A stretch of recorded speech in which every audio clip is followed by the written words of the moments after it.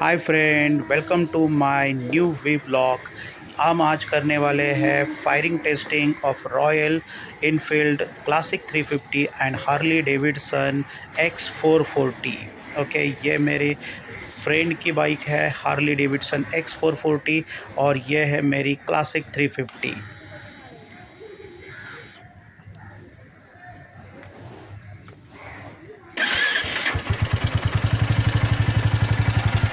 ये देखो फायरिंग मेरी क्लासिक 350 की किस तरह से आ रही है। आप इसको सही से सुन के मुझे कमेंट करना है।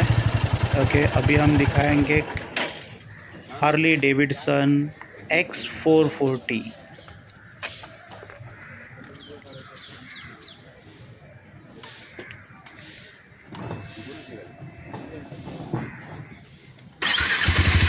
ये देखो, इसकी आप साइलेंसर का आवाज़ सुन सकते हो, इसकी फायरिंग आप सुनो।